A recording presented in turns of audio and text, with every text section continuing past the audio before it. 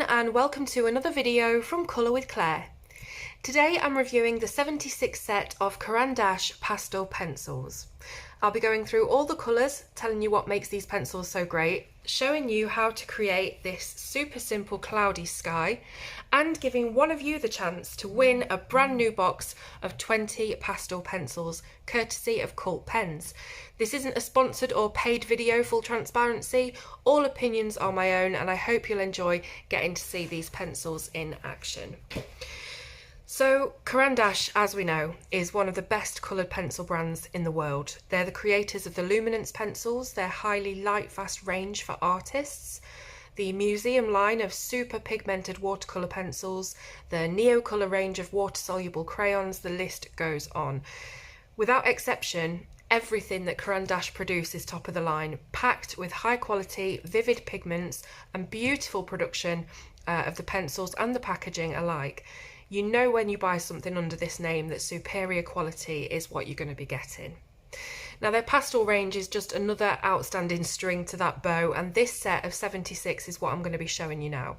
So the box is exactly the same type that you find with the Luminance and the museum pencils, and to this day I don't think there's any other box, aside from specialist wooden cases of course, that protects your pencils as well as this does.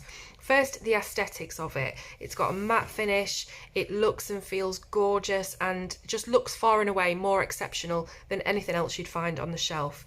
It's made of a thick, rigid board that features a liner made of dense sponge, which is continued all throughout the box, cushioning each and every individual pencil from impact.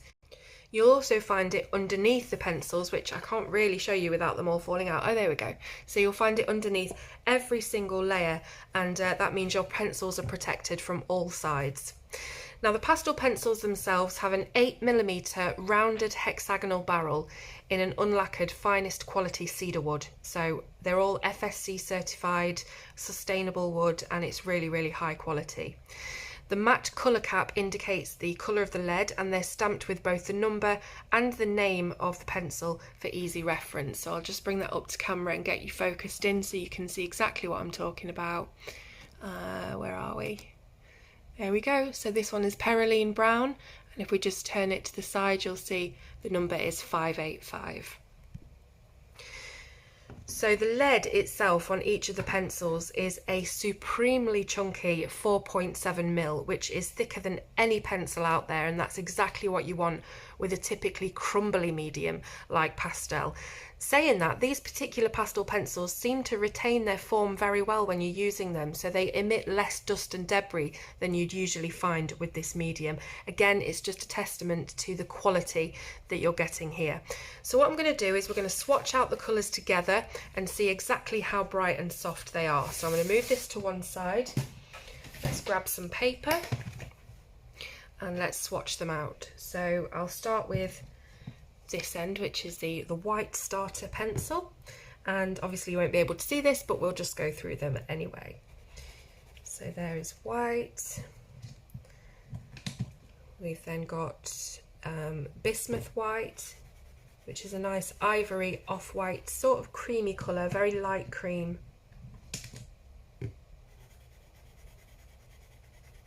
And what I'm going to do is I'm going to speed up this swatching because I'm sure you don't want to see me go through every single colour describing the exact shade and tone of it to you. I'm sure you can see that for yourself.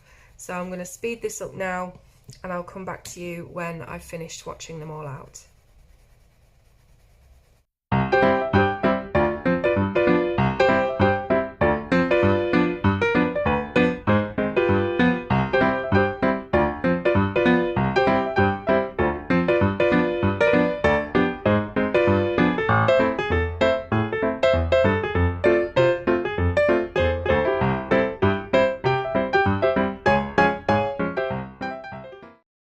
Okay, so we're all swatched out now, and the pencils come in 3 different trays, so you've got 3 levels of pencils, and right at the end they've also included a Graphwood Caran graphite pencil and also a charcoal black, so you've got a charcoal pencil to work with as well, which is really dark. It's almost like a China graph pencil. And yes, so there you go. As you can see from the swatches, the colours are super bright because they do contain so much pigment. It's something that you don't get in lesser quality pastels. You can also feel the difference as well. Where some cheaper pastel pencils feel very scratchy and gritty to apply, these are really super soft and buttery, which makes for a much more pleasant experience when you're using them. They do, of course, respond best to a paper specifically made for mixed media on which you've got that rougher tooth. But the great thing about pastels is that they can be used to good effect on pretty much any kind of paper surface. They are best sharpened with a blade though, so I'm going to have to watch some tutorials of how to properly sharpen them with the blade, because I'm sure I'd make an absolute mess and end up with a big pile of wood shavings and no pencil. So just to mention as well, very important, these pencils are also highly light fast. They're tested to the prestigious blue wool scale, which is trusted by artists the world over. The rating of each pencil is shown by stars on each side of the pencil. So this one, for example, if I just get you zoomed in again, has got 5 stars. So 5 is the most light fast, right down to 2 being the least. Now, out of the 76, only 4 pencils have 2 stars. The rest of them are all incredibly light fast, particularly the 4 and 5 star pencils, of which there are 61 in total. So your artwork will retain its striking and vivid colour for 100 years or more. So what are we going to do now? We've seen all the colours. Let's talk about the colours a little bit before I move on. I really like Caran d'Ache's sort of palette. Whether you're looking at the Luminance or the Museum or these, they often kind of try and create a lot of portrait and landscape tones for artists to use, because of course that is the most done kind of art, isn't it? Portraits and landscapes. So you've got loads of earthy browns, greens, very mossy. You've also got your skin tones as well. There's loads of different peaches and pinkish tones. You've also got your browns, your warm browns, your cool browns, dark and light. You've got a couple of purples, not too many, but that's to be expected in such a small set. And I really like this colour here, which is called Verdigris. It's kind of a very desaturated mint green, but dark as well. I really like it. And I also like these very bluish steel greys that they've included as well. So now we've seen all the colours, we've had a little chat about them, let's put them to the test, shall we? And we'll try that cloudy sky gradient all in real time. Okay, so I've got everything set up now. I've made a washi tape border. Washi tape is basically just a very lightly sticky tape. So I don't know the actual description for it, but it isn't very adhesive. So it's got a really light stick on the back, and it's made of paper, so you can rip it easily. And when you stick it down, it will lift back up without sort of ruining or ripping your paper underneath, because it's just not got much adhesive whatsoever. So it's just for sort of, it's for decoration of planners and bullet journals, but it's also for making temporary borders like this. I've also got my dust brush, because we're working with pastels, of course we're going to have a bit of debris, so I need a dust brush. I've got some clean cotton buds, or I think you call them Q-tips, over the pond. I've got a Tombow Mono Zero eraser, which is a very thin, small eraser. I've also got a battery operated one, but to be honest, as long as you've got some sort of eraser, you'll be fine. If you've got a kneadable eraser, you can always shape that into a very small sort of roll, but I don't really use those very often. And then of course I've got my pencils. So Caran d'Ache make it really easy for doing sky gradients, because they've got all of their blues already laid out in a gradient order. So I'm going to be using all of these blues. I'm also going to bring in a couple of extra tones and colours just for little details as we go along. So yeah, let's get started. So the first one I'm going to start with is the darkest one of this palette, which is 140. And I'm going to use the side of the pencil, not the tip. So I'm just going on like this. And you can go over your washi tape border, because we're going to be peeling that away for a crisp edge. So don't worry about that. And I'm not even putting any pressure on the pencil whatsoever. I'm just laying it across the paper and making this motion back and forth. I am using a mixed media paper, but it doesn't matter what paper you use. Pastels are really versatile. and you don't really have to use any posh paper or anything. It helps if you do have a mixed media paper, because the rough tooth of it will sort of pick up and grab more of your pigment, but it's fine to do it on any kind of paper. So all I've done is do some backward and forward sweeping motions, no pressure, and then we're going to move on to our next colour, which is 664, Cobalt Blue 30%. We're going to start here, and we're going to do exactly the same thing. It's very, very simple, this. I'm sure a lot of pastel artists would do skies much better and different than this, but for our purposes, I think it will do. Next up, we've got number 161, which is light blue. So again, just using the side of the lead, and that will just help it blend. If you wanted to make any particular marks, like say you were going to draw tree branches coming up from here, then you would use the tip of the pastel pencil just to create those marks, but I'm doing it very, very lightly. I'm going to take it all the way up to the top as well. And then the next colour is 662, which is 10% cobalt blue. So we're getting a little bit cooler now and lighter as we go toward the bottom.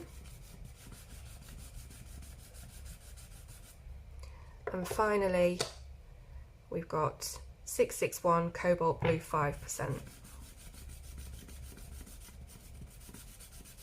So we've filled in our little square. Going to give it a little brush. Square, it's not a square, it's a rectangle. That's primary school stuff, Claire. Okay, so now what we want to do is we want to use our cotton buds to try and get rid of some of the streakiness of this.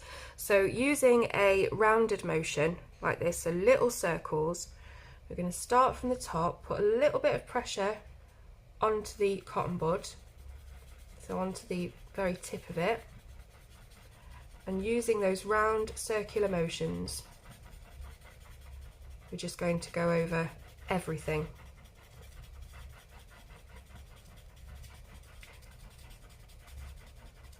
So you see how that's already smoothed all of that pastel pigment. You can just see the difference. Very, very quick and easy, this. It's not something that you have to have a lot of skill for, or you know, a lot of time for even. It's just very quick but really effective, and you're getting that gradient without having to work for it, which is what you would normally have to do with coloured pencil.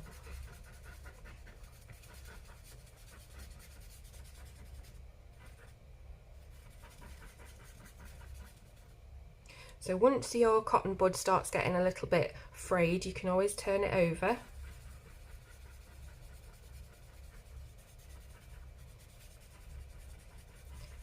And just keep going with your circular motions, back and forth.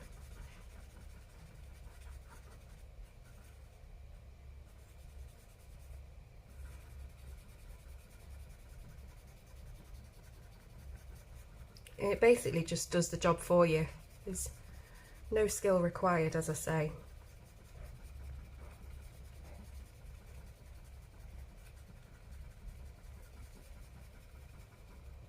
So this has worked really well for the ocean as well, for doing your water scenes. Just going to turn this over. You know, basically anything. You could do a sunset gradient with your oranges and your yellows. Pastels are so versatile and really overlooked, I think, in the colouring book world. There was a time when pastel backgrounds were all the rage because they would just fill up a space very quickly, but I don't often see them anymore on coloured pages, which is a shame. I'm going to start using them more definitely now that I've got these Caran d'Ache pastels. So once you've got it sort of smoothed to your preference, that's your base for your sky. So next up we're going to try and bring some cloud shapes in, and that's where my battery operated eraser comes in, but any old eraser that you've got will do fine. It's just I find that this just helps to pick up a little bit more of the pastel pigment. So again, no skill to this, just bring in some cloud shapes here, there and everywhere. So simple cloud shape.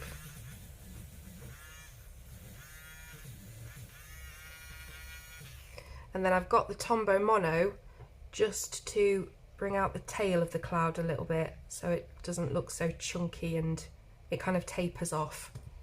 You will get some debris from your eraser as well. Let's just put a little bit more of a little bump in there, why not? And then let's bring some more over this side. Don't forget, there's no wrong or right way of doing this, just kind of any old cloud. It doesn't have to be the kind of sheep clouds that you would draw maybe in little school and kindergarten. You can do some little shapes with it, just so it looks, you know, something random and organic and natural that you would find in the sky. There's no right or wrong way. And then again, I'll probably just use my little eraser there just to bring out these tails a little bit. Let's give it a brush. And just put in as many as you want really, until you're sort of pleased with the outcome. I try and keep the bottom of the cloud quite straight. I don't know why, it's just how I do it. Gives it a nice look, I think.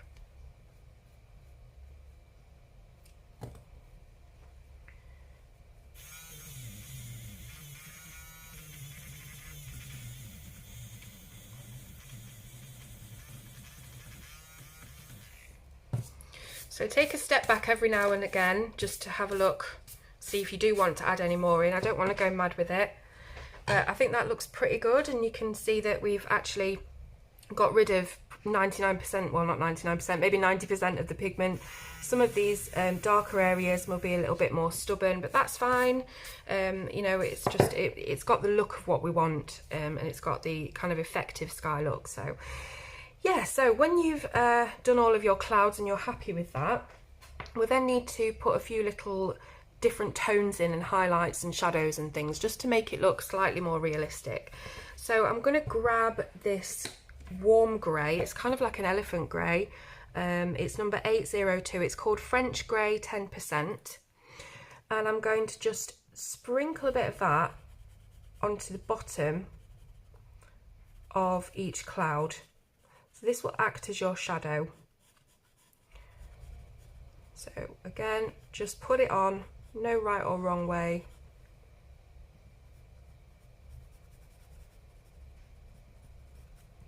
Here we are. And then straight over the top of that, I'm going to bring in a bit of purple. This is light ultramarine violet, number 631. And I'm just going to layer that on top of that grey that we've just put down. Now purple is a fantastic colour to use for shadows. It really cools everything down and acts as a fantastic counterpart to your brighter colours, your warmer colours. Now when you've put a bit of that on there, so quick and easy, we're just going to quickly go over it lightly with the cotton bud, a clean cotton bud, just to soften it a bit because we don't want it to look as harsh as it looks at the moment. So again, not using any pressure whatsoever, just swiping the cotton bud over until we've got a bit of a smoother look.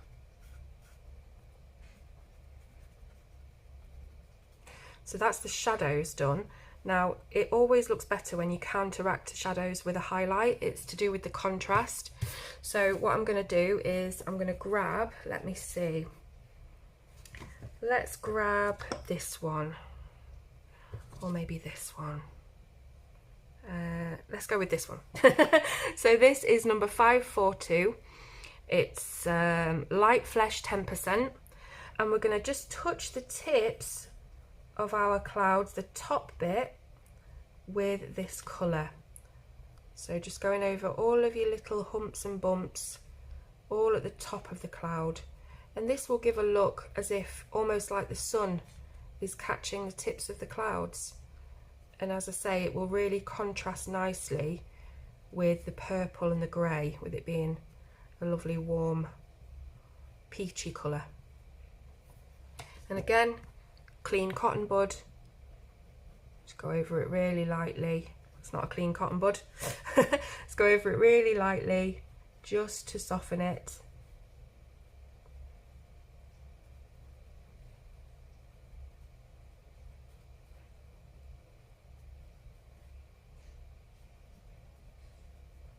There we go. So it's nice and soft and delicate, and I don't know, it just gives an extra bit of dimension to those clouds that it didn't have before. I guess what you could do, I've not actually tested this, but is to come in with your white pastel pencil and maybe just add a little bit of white over the clouds, just to get rid of any sort of bluish tone that you see is showing up from our previous layers of blue. So I'm just going to have a quick go with that. It looks like it's working pretty nicely actually.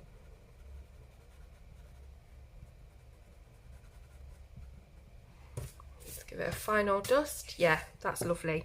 So hopefully that's given you a very, very quick and simple way of doing a quite an effective, I think, sky, cloudy sky. Let's take off our washi tape so we can see the lovely crisp outline. This is one of my favourite bits using washi tape. Look at that. Lovely, crisp line. Ah, beautiful. So yeah, there we go. Now let's talk about price, because you know by now, if you've seen my other reviews of Caran products, the high-end stuff comes at a high price. With everything, there always has to be a finest quality version and a cheap, poorer quality version. So if you get something inexpensive, you know it's not going to be great. But when you do spend more, you're getting all the best materials and most importantly, the best results possible. Now, all the best tools of any trade are priced accordingly, and so for this set of 76, you're looking at just over £200. And mercifully, they are available open stock for you to buy a few just to try them out, or replace your singles if you need any for your collection. Individual pencils are priced at £2.95 each, and as usual, all the links to buy will be in the description box below. Don't forget, there are smaller sets available from 12 right up to a fancy wooden box of 84, so you do have plenty of options there. Now on to the giveaway. So the good folks at Cult Pens have gifted me this box of 20 pastel pencils worth over £50 for one of you lucky subscribers to win. All you have to do to be in with a chance is enter via the raffle copter, which is also in the description box below. You'll be able to complete different, very simple tasks like following me on Instagram or visiting my Facebook page in order to gain more entries into the competition.